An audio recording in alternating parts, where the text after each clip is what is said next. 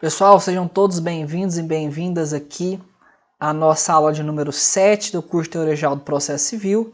Nessa aula nós abordaremos as fontes do processo, a sua aplicação no tempo e a sua aplicação no território, tá bom? Vamos começar aqui pelas fontes processuais. Já tem duas aulas que nós estamos vendo sobre a constitucionalização do processo.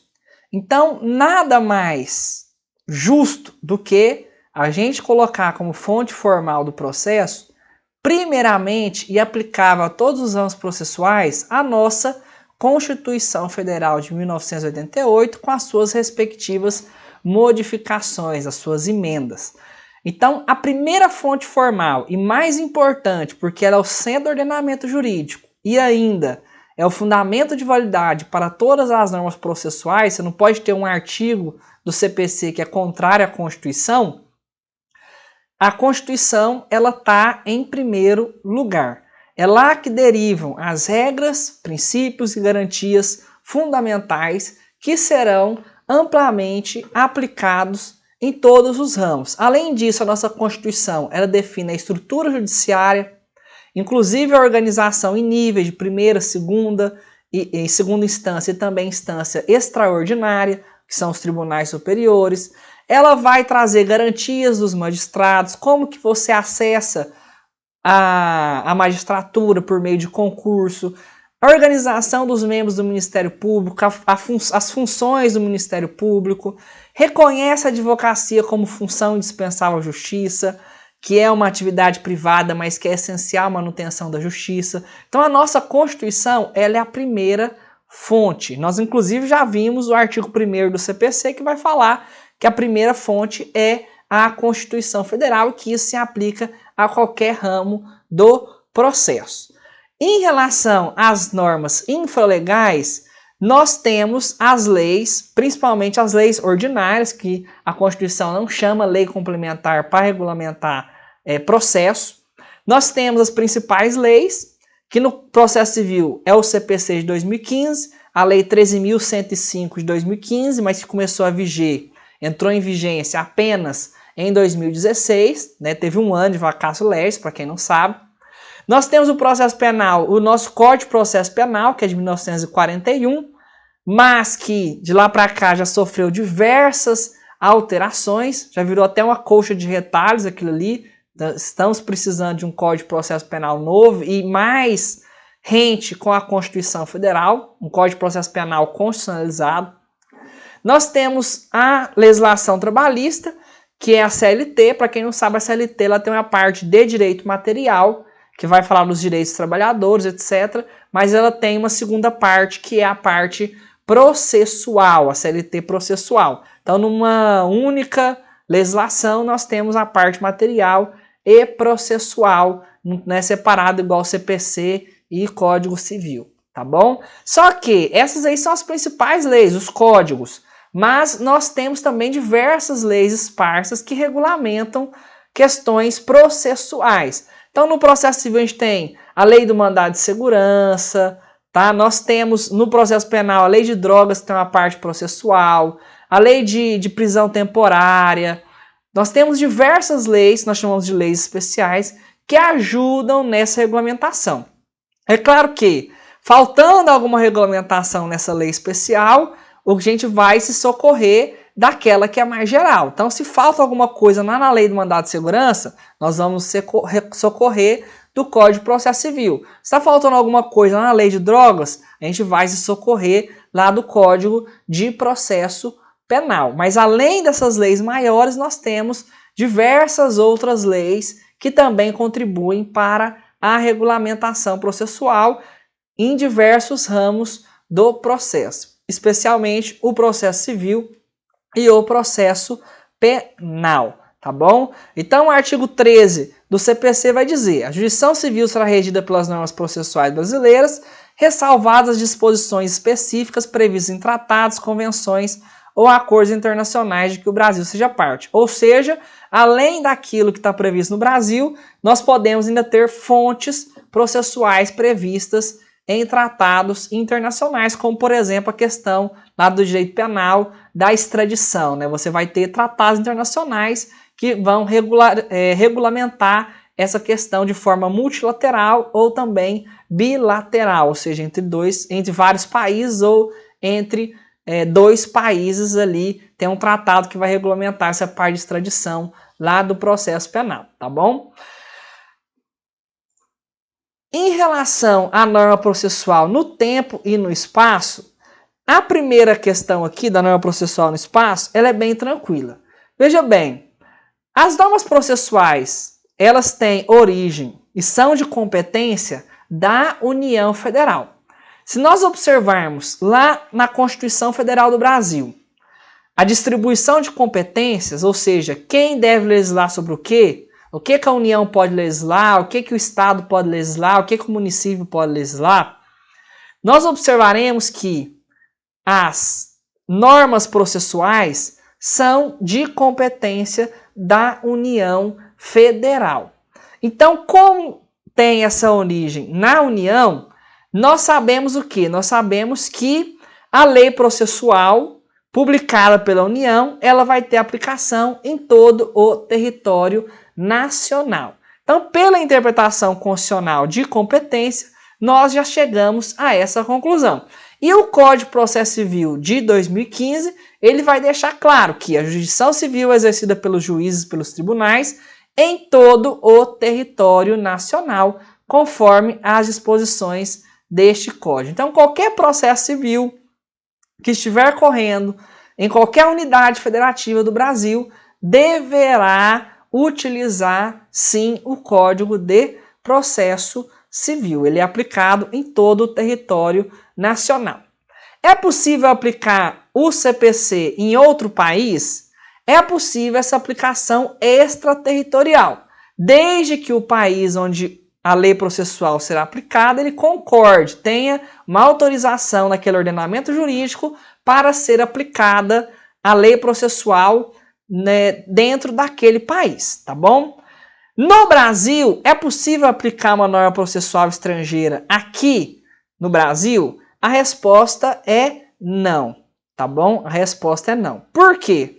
Veja bem, pessoal, é possível até que você tenha aplicação do direito material de outro país aqui no Brasil, como, por exemplo, na parte de direito internacional privado. O direito internacional privado, bastante regulamentado pela Lei de Introdução às Normas do Direito Brasileiro, a LINDB, ele vai trazer algumas hipóteses em que as leis de outro país podem ser aplicadas no Brasil. Contrato internacional é o exemplo clássico, mas você pode ter aplicação em questão de direito de família, em questão de direito de sucessões e assim por diante. Só que, quando é determinado que o juiz do Brasil julgue com base em uma lei do exterior, o que ele vai utilizar não é a lei exterior processual, mas sim a lei exterior do direito material. Se é a lei da Itália, por exemplo, ele vai analisar o que o Código Civil italiano fala sobre a questão contratual. Mas ele não vai pegar o Código de Processo Civil italiano e ordenar o processo aqui no Brasil seguindo esse código estrangeiro. Tá? Isso não vai acontecer. Você vai seguir o Código de Processo Civil brasileiro, mas pedir ao juiz, nessas situações, que ele aplique o direito material de outro país. Isso pode acontecer. Tá bom? Outra questão que pode acontecer também é quando você tem uma decisão estrangeira, podendo ser ela de forma provisória ou definitiva, uma tutela cautelar, uma tutela antecipada ou uma sentença definitiva, e você quer que ela produza efeitos aqui no Brasil. Como que você pode fazer isso? Você vai pedir a homologação dessa decisão estrangeira perante o Superior Tribunal de Justiça. Isso tem um procedimento específico dentro do Código de Processo Civil, você faz uma petição diretamente ao STJ, você tem que cumprir determinados requisitos, juntar cópia do processo, obviamente, que aconteceu no exterior, dentre outras questões, e aí o STJ, entendendo que está tudo ok, ele vai lá e autoriza a aplicação daquela decisão estrangeira no Brasil, fazendo uma penhora, por exemplo, cobrando uma pensão alimentícia e assim por diante. aí é possível, desde que o Superior Tribunal de Justiça autorize, ele vai dar um exequatur, né? E aí ele vai enviar para a Justiça Federal para cumprir aquela decisão judicial que tem origem em uma nação estrangeira. Mas aplicar um código, uma norma processual de um outro país aqui no Brasil, né, o direito internacional privado, ele não serve para isso, ele serve apenas para o direito material. Então não vamos confundir, né, quem já tiver mais adiantado, já souber como que se aplica o direito internacional privado, segue aqui a orientação. Não pode aplicar a norma processual, apenas aquela de direito material.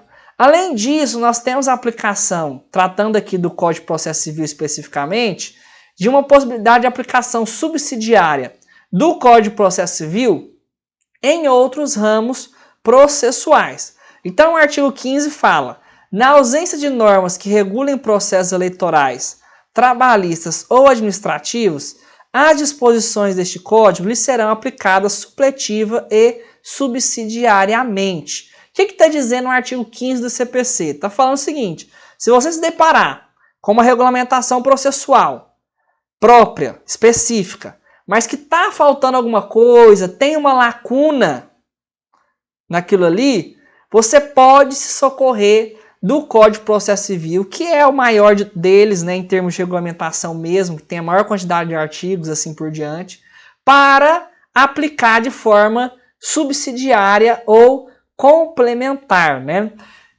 A gente divide o supletivo e subsidiário no seguinte sentido: supletiva é quando você não tem norma naquele processo, norma nenhuma, zero, regulamentando aquela situação processual. Aí você vai aplicar o CPC de forma supletiva, tá bom? Subsidiária é quando você já tem norma, mas aquela norma é insuficiente.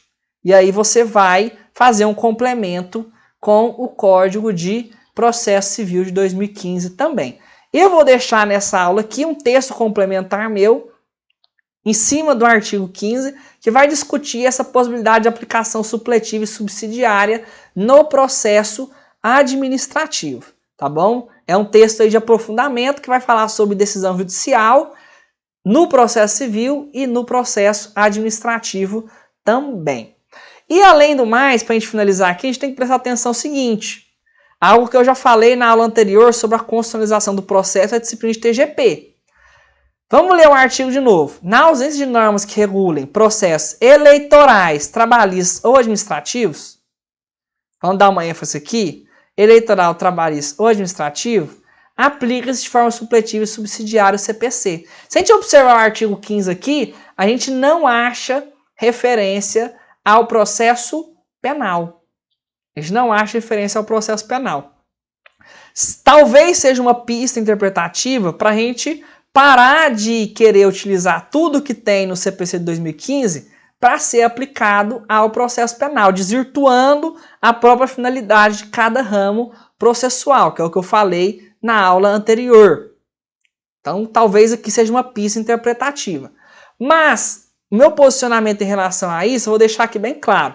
Se na regulamentação do Código de Processo Civil houver uma ampliação de garantias fundamentais, tá, em relação ao processo penal, eu entendo que o Código de Processo Civil ele pode ser aplicado também à disciplina processual penal, mas apenas para ampliar e não para reduzir, como por exemplo deixar de anular um processo penal com base numa regra do processo civil. Isso não pode acontecer. Mas para aumentar as garantias fundamentais na proteção da liberdade do cidadão, eu entendo que é possível essa aplicação com base na própria constitucionalização do processo, porque a regulamentação geral do devido processo legal contraditório e ampla defesa, ela está na Constituição. Então, para ampliar, eu entendo que é possível. Para restringir, eu entendo que não é possível.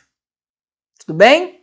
Continuando aqui a norma processual no tempo. Pessoal, aqui a discussão é o seguinte: se entra uma nova lei processual, como que ficará o andamento do processo que está ali correndo aquele que já finalizou e aquele que ainda vai começar. Aquele que já finalizou e aquele que vai começar, a solução é bastante simples. Se o processo já terminou, ele já fez aquilo que nós chamamos de coisa julgada, não tem mais o que fazer naquele processo, ele já encerrou, já foi arquivado, a nova lei processual não vai influenciar em nada. Ele teve os atos jurídicos perfeitos naquele processo, pronto, acabou, finalizou. A nova lei processual não vai interferir em nada nos atos processuais que já foram praticados e já foram finalizados. Os processos novos também é tranquilo. Vai começar um processo novo. Em relação ao novo Código de Processo Civil, a gente vai aplicar o Código de Processo Civil. A gente nem pode falar em novo mais, né? Falei o novo aqui, meio que uma força de hábito, mas eu estou tentando acabar com isso, porque o processo civil, o CPC já não é novo mais. Inclusive no material não coloquei nada de novo CPC, é tudo CPC/2015, porque novo já foi. Tá bom? A grande questão aqui é justamente o quê? E o processo que está andando? E o processo que começou na lei antiga e agora entrou uma lei nova? Como que vai ficar essa questão processual? Pessoal, aqui nós temos uma regra, tá? É a regra ou o princípio do tempus rege actum. O que quer dizer isso aqui? Quer dizer o seguinte: se o ato processual foi praticado quando a norma anterior estava em vigor, então a gente vai ter que observar se aquele ato processual seguiu o que mandava a norma anterior. Se ele foi praticado de acordo com a norma anterior, não tem problema nenhum. Ato jurídico perfeito, praticado, a lei não vai retroagir. Tá bom? E os atos que serão praticados entre a vigência da nova norma para frente vão seguir a lei nova. Aquilo que foi praticado e está de acordo com a lei anterior continua sem modificação. Aquilo que ainda não foi praticado deverá ser praticado seguindo a norma nova, a lei nova. Essa é a regra, tempus rege actum. O tempo que o ato foi praticado, a lei que vigorava no tempo que o ato foi praticado, é a lei que deverá ser utilizada para verificar se o ato está correto, se foi praticado da maneira certa. Tá bom? Aí nós temos uma outra questão, que surgiu bastante quando o Código de Processo Civil entrou em vigor lá em 2016. Mas que hoje, obviamente, essa discussão vai caindo um pouco. Mas veja bem, se entra uma nova lei processual e o prazo já estava correndo, ou seja, o juiz determinou lá, contestação em 15 dias, manifeste sobre os documentos em 15 dias ou em 10 dias, tá? E a lei entra bem na hora que esse prazo está correndo, lá no 5º dia do prazo, lá no 10º dia de prazo. Como que fica essa situação? O entendimento majoritário é que o prazo deverá ser seguido de acordo com a lei que estava em vigor no momento em que ele começou a correr. Se no dia que foi publicada a decisão do juiz mandando se manifestar no processo, a lei mandava dar 10 dias, então vai continuar aqueles 10 dias, tá bom? Se determinava 15 dias, vai continuar os 15 dias. Aí segue uma outra questão, né? Principalmente se a lei nova diminuir prazo, tá? Com mais razão ainda, a gente deve aplicar o prazo que foi dado na lei originária, aquela que gerou a contagem do prazo. Justamente para não pegar ninguém de surpresa. Pensa se o juiz deu 15 dias para você se manifestar, a lei diminui para 10. Aí você está lá no 13º dia, você perdeu o prazo. Situação ficaria, né, de prejuízo para o advogado. Você ainda estava dentro do prazo na lei antiga, entrou em vigor uma lei nova, diminuiu o prazo. Aí você vai ficar prejudicado? Isso não pode acontecer. Então a gente continua aplicando o prazo da lei antiga, tá bom? Isso aqui é importante. Então, basicamente processo já acabado, ninguém mexe. Tá tudo perfeito ali, fez coisa julgada, não vamos mexer mais. Processos novos, vão seguir inteiramente a lei nova. Processo em andamento. Aquilo que foi praticado segue a lei antiga. Aquilo que ainda será praticado deverá seguir a lei nova. E contagem de prazo é determinado pelo momento da vigência da lei que originou aquele prazo, principalmente para evitar surpresa na diminuição dos prazos processuais. E aí, isso fica bem estampado no artigo 14 do CPC, que vai dizer: a norma processual não retroagirá e será aplicável imediatamente aos processos em curso, respeitados os atos processuais praticados e as situações jurídicas consolidadas sob a vigência da norma revogada. Então aqui está dizendo exatamente o que a gente acabou de aprender. Lembrando ainda o seguinte, né? A norma que entra em vigor não é o mesmo da publicação. A gente tem que observar se não tem período de vacatio legis. O CPC 2015 foi publicado em março de 2015, mas ele só entrou em vigor em março de 2016. Em 2015, você não precisa preocupar com nada, porque ainda não está em vigor, não está em vigência ainda. A gente tem que observar a data de vigência, não a data de publicação. Se tiver período de vacatio legis, aí o processo continua seguindo a lei antiga até terminar o período de vacatio legis. Tudo bem? Que fique bem clara essa situação. Beleza? Espero que tenha gostado da aula e até a próxima. Tchau, tchau.